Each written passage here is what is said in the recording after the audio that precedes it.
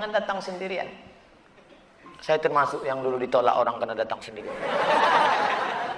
Nekat saya datang sendirian, ditolaknya, tidak katanya. Sekarang baru dia nyesal. Apa hukumnya kawan kita dilamar seorang wanita sedangkan wanita itu tahu kita sudah beristri? Oh, salah baca atau gimana? Saya baca sekali lagi. Apa hukumnya kalau kita dilamar seorang wanita sedangkan wanita itu tahu kita sudah beristri? Wassalam. Puas pendukung Ustadz Abdul Somad. Puas ya. Nanti kita buatkan fanpage puas pendukung Ustadz Abdul Somad dari Inhil, Indragiri Hilir. Kalau ada perempuan mengirim kita pesan message FB segala macam, Ustadz mau dong jadi imamku dunia akhirat. Aku sudah punya makmum. Makmum kan makin banyak jamaahnya makin bagus.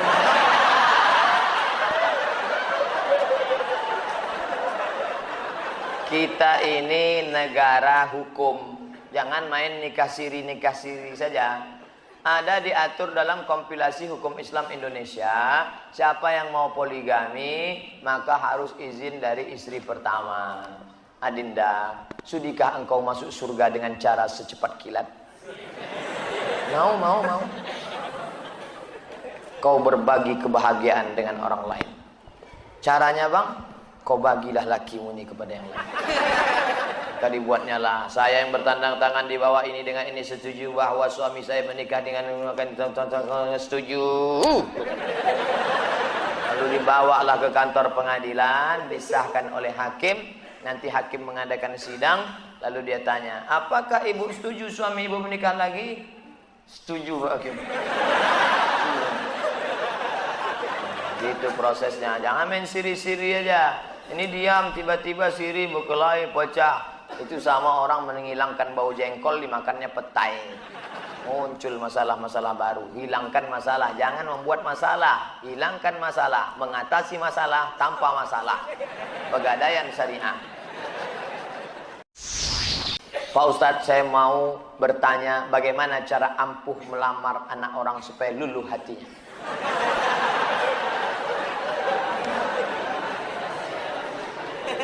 Yang pertama, kau mesti paham bahwa manusia ini ada segumpal di dalam. Kalau itu sudah kau pegang, sentuhlah dia tepat di hatinya, dia akan jadi milikmu untuk selamanya.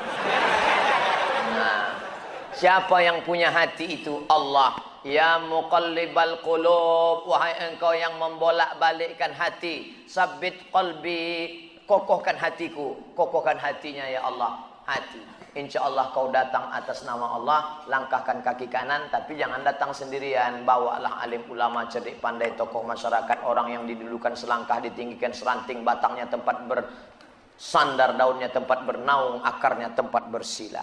Bawa dia. Kira-kira keluarga ini dekatnya sama Ustadz siapa di Batam? Oh, dekatnya sama Ustadz Abu Gaza. Bawa dia. Ustadz, Ustadz apa kabar, sehat? Alhamdulillah. Ini siapa? Ini jamaah kita. Ilaha illallah. Gantengnya langsung connect. Jadilah. Jangan datang sendiri petantang-petenteng. Orang tak kenal, sangkanya mabuk.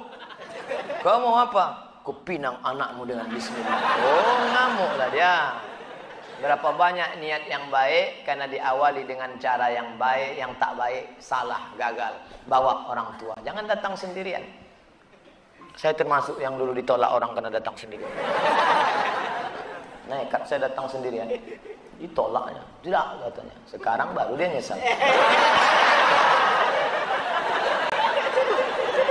Bercanda, serius. Jika non-muslim mengucapkan syahadat, apakah otomatis dia masuk Islam walaupun hanya sekedar bercanda? Karena teman saya jangankan syahadat, azan pun dia pandai Pak Ustaz. Kalau sekedar berbunyi, beo pun masuk Islam. Asyhadu Allah, asyhadu Allah, asyhadu Allah, asyhadu Allah. Oleh sebab itu maka, apa itu iman? 3. Apa itu iman? 3. At-tasdiqu bil qalbi, dinyatakan dengan lidah. Al-iqraru bil lisani, at-tasdiqu bil qalbi, dibenarkan hati. Al-iqraru bil lisani, dinyatakan dengan lidah. Wal amalu bil arkani, dilaksanakan dengan anggota tubuh. Makanya masuk Islam diisytiharkan di masjid, diumumkan. Apakah Anda masuk Islam ini ada paksaan? Tidak, Pak. Apakah Anda serius atau main-main? Tidak, Pak. Apakah masuk Islam karena hanya mau nikah sama anak orang Islam? Tidak, Pak. Ente dipersaksikan orang banyak? Iya, Pak. Ini serius, jangan asik main-main saja. Bagaimana menghadapi istri yang kalau diajak sholat subuh kadang marah-marah? Kenapa bisa nikah sama dia? Kenapa bisa nikah sama dia? Makanya kalian yang lajang-lajang, fit and proper test pertama adalah tanya dia, jilbabnya panjang, baca Quran bisa. Oke lah, nasi sudah jadi bubur, udah nikah. 5 langkah. Wallati takhafuna nusyuzahunna, kalau kau khawatir perempuan itu melawan nusyuz. Pertama, fa'izuhunna, nasihati dia. Adinda, aku ini kepala rumah tangga, kau mesti ikut aku sholat. Alah, baru ngaji 2 hari. Tak mempan. Langkah kedua, wahjuruhunna fil madaji, pisah tempat tidur. Karena kau tak mau sholat subuh, kau ajak marah-marah, apa boleh buat dengan ini ku hukum kita pisah tempat tidur sebulan. Memang itulah yang ku tunggu-tunggu. Ayo. Lawan. Watribuhun, langkah ketiga. Karena kau tak juga mau mengikut cakapku, watribuhun, maka kalau begitu ku tempeleng. Wah, kau ditempelengnya. Begitu pas mau ditempelengnya, datang si istri, difotonya, langsung dipostingnya ke FB. Teganya. Panggil sama Pak Kapolsek. Anda menempeleng istri Anda? Tidak, Pak, ini fotonya. Kok Bapak tahu? Istri Anda kan friend sama saya. Tak bisa. Yang ketiga ini tak bisa. KDRT, kekerasan dalam rumah tangga. Langkah keempat, fab'asu hakaman min ahlihi wa hakaman min ahliha, panggil mediasi keluarga pihak laki-laki dan pihak perempuan. Anak keponakan kita ini mau dibawa kemana hubungan ini? Ini sudah buntu nampaknya. Mereka tak bisa lagi kita pertemukan, macam Tom and Jerry. Jadi bagaimana? Iyurida islahi yuwaffiqillahu bainahuma. Kalau mau berdamai, insya Allah akan mempertautkan mereka berdua. Langkah yang paling fatal yang kelima, karena kau tak juga menurut, keluarga mediasi pun gagal. Apa boleh buat? Dengan ini ku jatuhkan talak 1. Abghadul halal ilallah, jangan sampai. Perempuan-perempuan, berubahlah kalian, patuh, taat kepada suami. Taat pada suami. Yang belum menikah, cari istri. Tak usah terlalu cantik. Saya nasihati ke mahasiswa-mahasiswa saya, kalian cari istri jangan terlalu cantik. Nanti orang nuduh kalian pakai pelet. Jangan terlalu buruk. Nanti malu kalian bawanya undangan. Yang sedang-sedang saja. Jilbabnya panjang, tak terlalu banyak pakai makeup, orangnya penuh kesederhanaan. Adinda, sudikah kau menikah denganku? Kita mulai dari nol. Insya Allah mau. Ada perempuan sekarang mau nikah dari nol, Pak? Ada, banyak di pom bensin.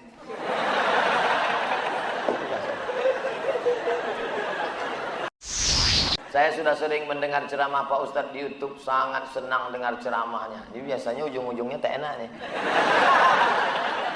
Saya mau bertanya, bagaimana mendidik istri supaya dia mau rajin sholat? Udah terjawab tadi. Sholat subuh susah betul dibangunkan Pak Ustadz. Sudah 2 istri yang payah sholat subuh. Pertanyaan kedua, ada teman kredit di bank, angsurannya sangat mahal. Jadi dia pindah bank. Pindah ke bank yang baru, uang burat terus ke bank yang lama. Apa itu termasuk riba Pak Ustadz? Riba. Pinjam duit ke duit, pinjam 10 juta, bayar 12 juta. Riba. Berhenti dari riba. Apa hukumnya mengurban untuk orang tua kita sedangkan kita belum akikah diri sendiri? Akikah diri saya itu tanggung jawab ayah saya dulu terhadap diri saya, bukan tanggung jawab saya. Kalau sekarang saya punya duit, apa yang saya lakukan? Kurban. Pergi ke masjid, ini 2,5 juta untuk kurban. Setelah nanti hari raya kurban, ternyata rezeki melimpah dibalas Allah. Ada duit untuk beli kambing, silakan akikah. Boleh mengakikahkan diri sendiri. Tapi bagi yang sudah 40 tahun, 30 tahun, akikah saja. Jangan minta ayun pakai marhaban. 40 tahun minta ayun marhaban. Ayanun. Rol aini rol a. Sangka yang diayun cucu. Rupanya nenek itu duduk dalam.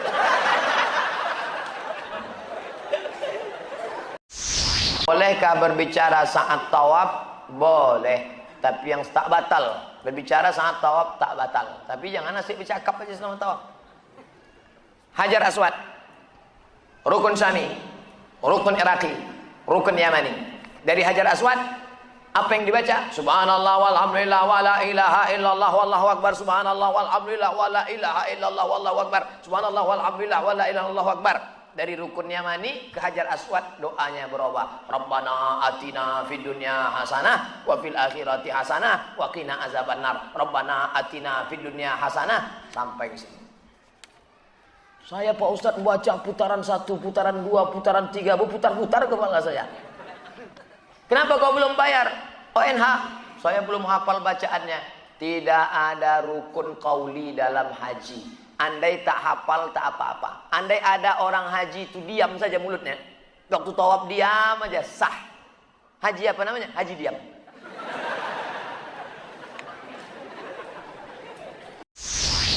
Bagaimana sikap kita menghadapi teman yang taklid buta terhadap suatu tokoh yang sudah jelas-jelas melenceng dari sudut pandang Islam. Bahkan dia selalu menyudutkan ulama lain yang mengkritik tokoh pujaannya. Dalam kitab Al-Luma' karya Imam At-Tusi, Saraj At-Tusi, kitab tasawuf ditahqiq oleh Syekh Dr. Abdul Halim Mahmud. Ayo kita ke rumah wali Allah, kata si Syekh, diajaknya murid-muridnya. Ayo kita ke tempat wali Allah. Ayo, ramailah murid-muridnya mau menengok wali Allah. Wali Allah tadi duduk dalam masjid. Inilah dia wali Allah yang mau kita tengok.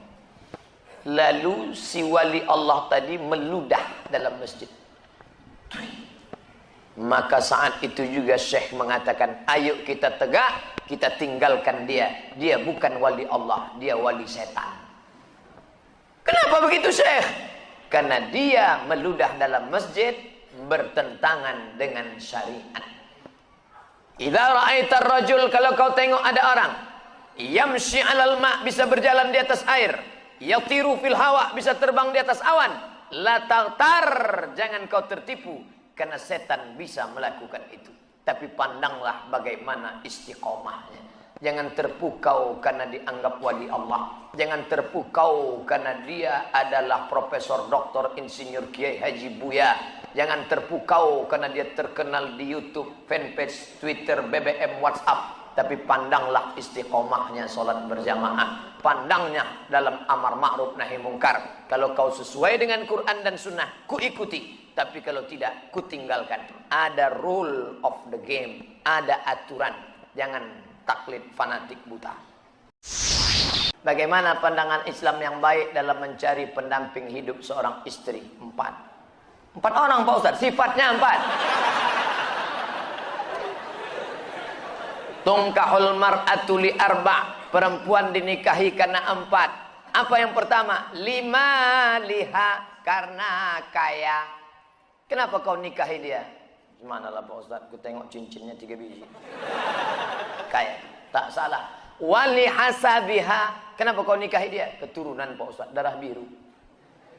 Payah kemarin waktu cari donor darah, biru dah. Yang ketiga, wali jamaliha, karena cantiknya. Rambutnya bak mayang terurai, pipinya bak pauh dilayang, alisnya bak semut beriring, bibirnya bak delima merekah. So sweet. Walidiniha, karena agamanya. Fazfar bidzatiddin, pandangkan agamanya. Kau nikahi karena sukunya. Berapa banyak orang melanggar pantangan suku, dipecat dari suku. Kau nikahi dia karena kayanya, hartanya hilang melayang, kau tak suka lagi. Kau nikahi karena bentuk rupa. Perempuan bagaikan bunga kuntum mekar, setelah itu layu, semuanya layu, dia akan berubah. Nikahilah karena agamanya. Ustadz Somad, ya, saya mahasiswa Ustadz dulu, ya. Bisa, saya udah tamat kuliah Pak Ustadz. Mantap. Udah kerja Pak Ustadz. Alhamdulillah. Belum nikah Pak Ustadz. Nauzubillah. Bisa Ustadz carikan yang ada empat-empatnya Pak Ustadz. Kalau ada empat-empatnya ngapain untuk ente? Man talaba akhan bila aibin baqiya bila akhin.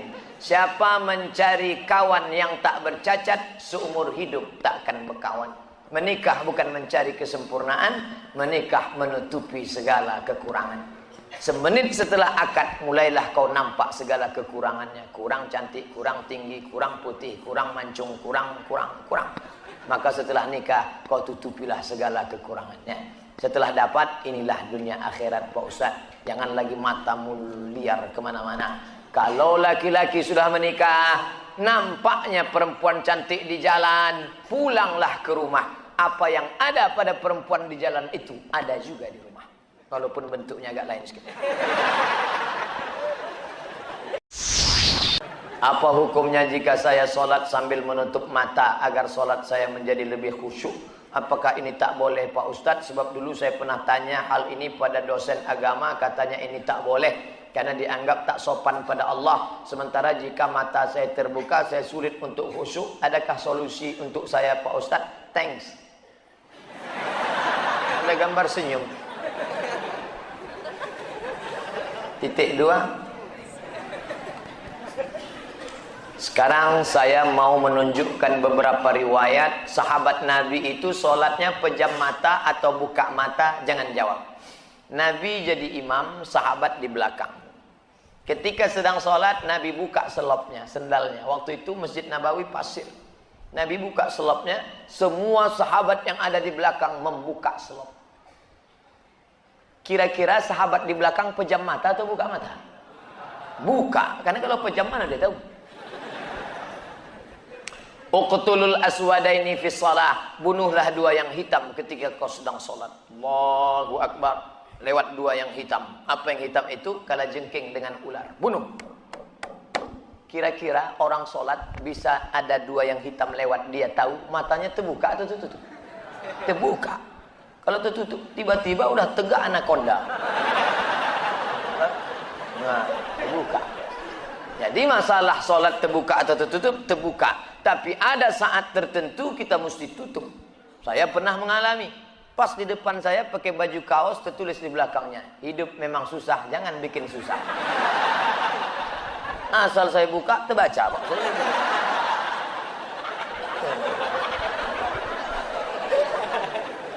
Jangan sholat ke masjid pakai baju bergambar-gambar, bertulis-tulis, pakai baju polos. Gambar. Sudahlah hari Jumat, besok terlambat datang ke tengah, tulis di belakang. Emang masalah buat lo? Kita bukan cerita sah tak sah, tapi efek pengaruhnya terhadap ibadah. Berapa takbir Idul Fitri Pak Ustadz? Berapa hari? Dari mulai tenggelam matahari sore, petang, malam takbir, sampai sore tanggal 13, 10, 11, 12, 13. Allahu Akbar, Allahu Akbar, Allahu Akbar. La ilaha illallah, wallahu akbar. Allahu Akbar, walillahil hamd. Sampai jam 2 malam suara tak serak-serak. Begitu ditengok, rupanya flash disk. Janganlah flash disk, orang lah. Ini banyak nanti flash disk ini masuk surga. CD masuk surga, flash disk masuk surga. Dilatihlah anak-anak muda kita. Latih anak-anak muda. Nih, takbir bukan cuma di masjid. Selama 4 hari itu takbir. Anak-anak, ibu-ibu di rumah sambil masak opor, masak rendang, masak gulai kambing. Allahu Akbar, Allahu Akbar, la ilaha Allah. Garamnya kurang. Apa yang membuat Ustadz tetap istiqomah berdakwah dari masjid satu ke masjid lain? Bukankah Ustadz sudah ada tawaran TV swasta untuk mengajak Ustadz mengisi acara di salah satu stasiun TV yang kita semua sudah tahu kalau tampil di TV bayarannya besar? Dia mau saya harus ganteng. Masuk TV itu dua, ganteng betul atau buruk betul. Saya pula kan tidak pala buruk, tapi ganteng pun tidak juga. Pakaian itu harus begini, harus begitu, nah, itu yang tak bisa. Tapi yang paling berat ini jadwal. Jadwal harus gini. Saya tak bisa jadwal. Saya sudah penuh sampai 2018 Idul Fitri. Saya sudah. Nah, nanti setelah itu barulah kita masuk ke TV-TV. Kok muat? Apakah memang ada hadis yang mengatakan tidak kujamin umatku 14 abad akan datang? Seandainya di sini memang ada, apa yang tidak dijamin? Syafaatnya atau ibadahnya? Mohon pencerahan. Tak ada. Nabi jangan berkecil hati hidup zaman sekarang. Apa kata Nabi sallallahu alaihi wasallam? Al-ibadatu fil haraji kahijratin ilayya. Siapa yang tetap istiqomah beribadah padahal waktu itu banyak fitnah-fitnah, sama macam berhijrah bersama Nabi Muhammad sallallahu alaihi wasallam. Jadi jangan mengutuk nasib. Mengapa aku hidup di abad sekarang ini? Kenapa tak hidup zaman Abu Bakar, Umar, Utsman, Ali? Kalau mental model ini, hidup zaman dulu pun jadi Abu Jahal, Abu Lahab. Jangan berduka. Anak-anak muda, kalian yang banyak godaan, justru hebat. Ini anak-anak muda yang datang malam ini luar biasa. Tadi udah ada yang ngajak ke karaoke, ada yang ngajak ke night club, ada yang ngajak main gaple, ada yang ngajak dangdut. Dia tolak itu semua. Maka sama macam hijrah bersama Nabi Muhammad SAW. Tuh, bro, kita gimana karaoke malam ini? Tidak, aku mau ngaji ke sana. Ada Ustaz Somad datang. Itu. Setelah, jadi gimana? Pulang dari sana kita.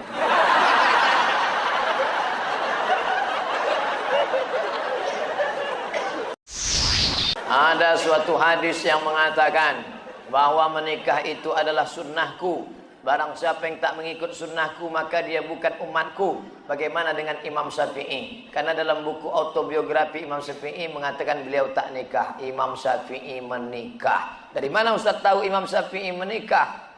Bacalah biografinya. Yang tak menikah itu Imam Nawawi. Betul, ada imam dalam mazhab Syafi'i, Imam Nawawi. Imam Nawawi tak menikah, Imam Ibnu Taimiyah tak menikah, Sayyid Qutb penulis fi Zilalil Quran tak menikah, Syekh Abdul Fattah Abu Ghuddah menulis satu kitab judulnya Al-Ulama Al-Uzzab Alladzina Atharul Ilma Ala Zawaj, biografi ulama-ulama yang tak menikah sampai mati karena lebih memilih ilmu daripada nikah. Kenapa Ibnu Taimiyah tak menikah? Kalau Ibnu Taimiyah menikah, istrinya itu pasti tetap tinggal karena dia lebih lama di penjara daripada di luar penjara. Sayyid Qutb digantung 1966, mati dalam keadaan ditulisnya tafsir itu di penjara. Maka mereka itu memikirkan mudaratnya lebih besar. Tapi kalian yang muda sekarang jangan kalian ikut ini. Zaman Imam Nawawi dulu dia tak menikah, perempuan zaman itu biji matanya aja yang nampak. Godaan tak kuat. Zaman sekarang perempuan biji matanya tertutup, yang lain terbuka. Jangan, jadi berubah zaman. Jangan kan aku mau ikut Imam Nawawi aja. Tak bisa, lain. Lain, tak bisa. Godaan luar biasa. Ini saya mau pulang nih, godaan yang paling terberat nanti jumpa pramugari lah.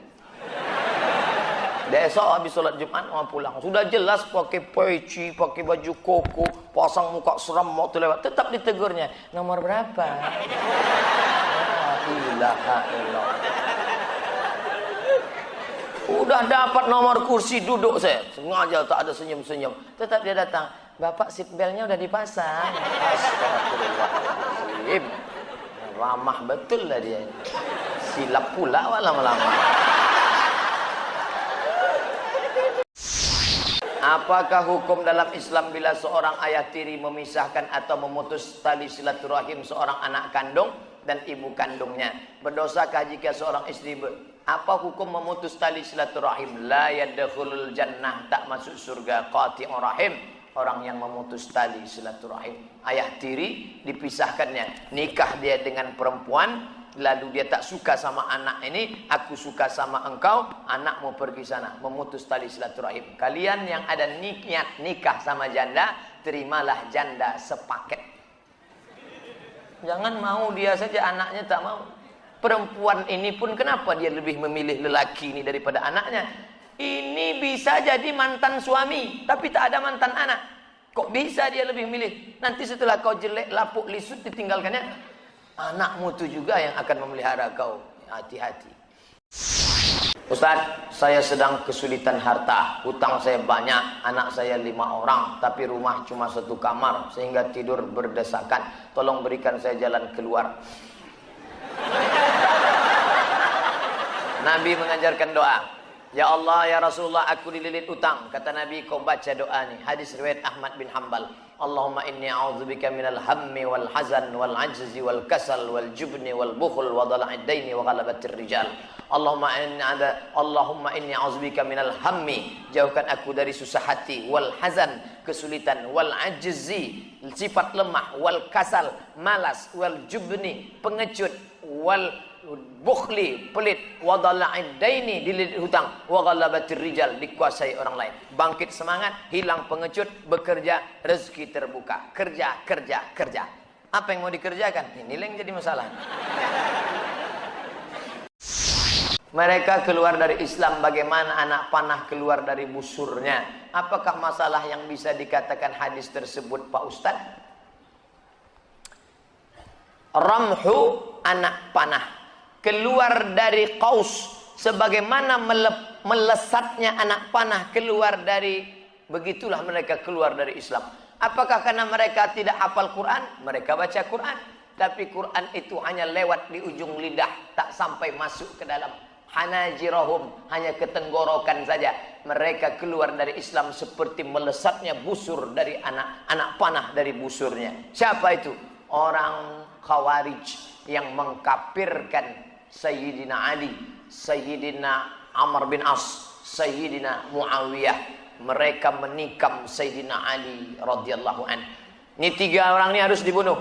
Ali harus mati, Muawiyah harus mati, Amr bin As harus mati. Ditikamnya. Mereka dikatakan Nabi keluar dari Islam. Kenapa? Takfiri, mengkafirkan orang Islam. Ketika kau katakan saudaramu, hei kafir, padahal dia tak kafir, maka engkaulah yang kafir. Itu sindiran Nabi tentang Khawarij. Apa hukum menikahi perempuan yang gila, tak berakal sehat?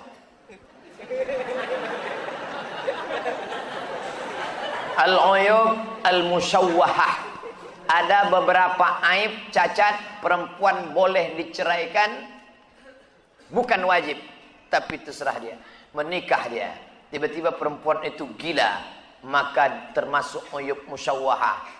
Gila, junun, baras, kena penyakit kusta, supak, maaf cakap nauzubillah, tiba-tiba putih, lalu kemudian maaf tersumbat kemaluannya. Kalau laki-laki dia terkena penyakit impotensi, ada diberi kesempatan berobat setahun. Kalau setahun dia sembuh, lanjutkan. Kalau tak sembuh, maka perempuan boleh menggugat, laki-laki boleh menceraikan. Saya tak mau menceraikan dia, Pak Ustaz, walaupun dia gila, cinta kami kekal abadi. Ya tak apa-apa. Jika dulu pernah berjanji akan menikah dengan perempuan dan menerima apapun kekurangannya, tiba-tiba dia sakit gila, sudah 10 tahun lebih belum juga sembuh, sudah berobat tapi belum sembuh, apakah harus nikah atau batal janji? Gila termasuk penyakit yang membolehkan untuk membatalkan, namanya al-uyub al-musyawwahah, maka engkau pun tidak dibebani hukum. Kalau kau mau terima, tapi begini gila, berat itu. Mengurus diri kita lagi, mengurus dia lagi, maka jangan kau merasa berdosa pada perbuatan yang tak mesti berdosa. Jangan merasa berpahala pada perbuatan yang tak mestinya berpahala. Kau tak berdosa karena ini termasuk uyub musyawwahah, cacat yang boleh melepaskannya. Maka dia gila, ya tak apa-apa, tak jadi. Atau sudah menikah, kau ceraikan.